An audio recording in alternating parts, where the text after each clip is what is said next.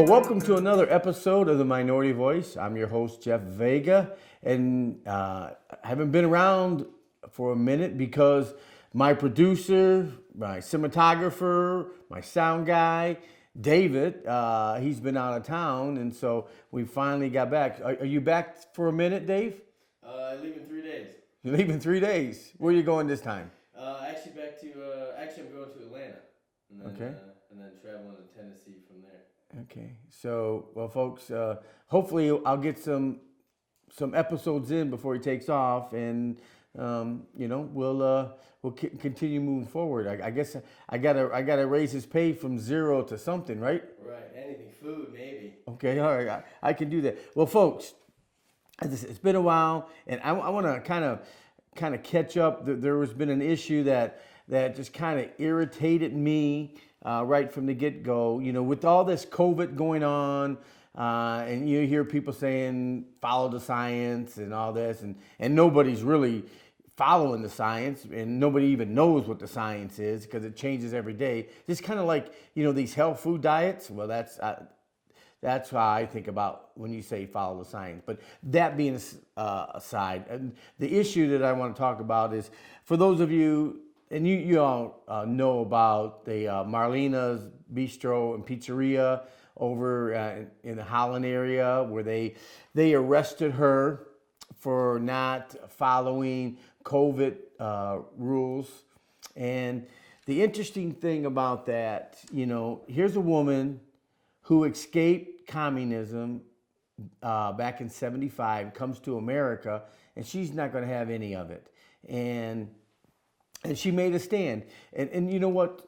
I kind of wish more people would have made a stand and would make stands in this whole government edicts that they have. Because, the thing is, we are losing our rights. And she stood up, and she got railroaded, actually, because, there's an article, I got this article here where, she so enraged the system that the Attorney General went after her, and she pulled some strings and violated some laws, I do believe, where, during this COVID thing, that they are not locking up individuals for nonviolent crimes because of the COVID. And yet, they arrested this lady. They sent state troopers 100 miles to arrest her and bring her back to Ingham County because, they wouldn't deal with it out in Holland. I don't know this to be true or not, but I kind of think they probably told Dana Nessel, go fly a kite. We're not arresting this woman. So she had her charged in Ingham County, but they brought her 100 miles to an Ingham County jail. And, as I said before, that there is not any laws pertaining to, incarcerating people. So the state police, I should say, had to know that if they brought her there, they would have to incarcerate her. So that means they would have to violate their rules and regulations.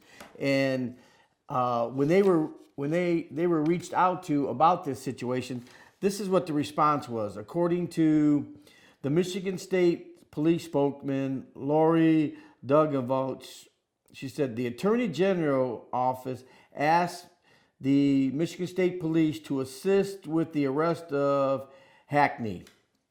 And then you hear this response from the Attorney General's office. Kelly Roseman McKinney, spokesman for the Attorney General's office, said in an email that the Attorney General did not have a role in the arrest. Now, friends, somebody's lying here. And they need, and I hope her attorney gets to the bottom of this, because they're clearly in violation of some laws here that was sent down. And, let's hope that they get held accountable. You know what? I kind of doubt it, but the fact, I like the fact that she stood up, and because you know what? If we're going to keep our freedoms, we have to stand up. We have to make a stand. And just like her, You know, and if you remember Carl the barber, he stood up. People rallied behind them, and you know, I would encourage people, if you're faced with having to stand. Yeah, there may be a short period of persecution, but you know what? You got to know that the American people will be behind you. And you know, they did a GoFundMe for her, and the last time I checked, she had raised over 314,000. Well, they have raised over 314,000 for her, and I donated too, by the way. You know, I put my money where my mouth is. And one other thing I want to show you. I want you to check out this video of this pastor who stood up against the police trying to lock him down. So check this one out. Please get out. Get out of this property. Immediately get out. Get out of this property immediately. Out. I don't want to hear anything. Out of this property immediately. I don't want to hear a word. Out. Out.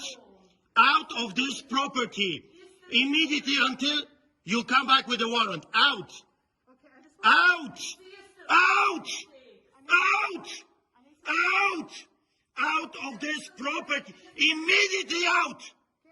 Immediately go out and don't come back. I don't want to talk to you. Not a word. Out of this property. Immediately out. I don't care what you have to say. Out. Out. Out of this property, you Nazis. Out. Out. Gestapo is not allowed here. Immediately, Gestapo is not allowed. Out. Do you understand English? Get out of this property. Go. Folks, this is what we need. We need people with courage to stand up in face of tyranny. And I want to encourage everyone to support those who have the courage to stand up. Well, until we meet again, Joshua 24:15.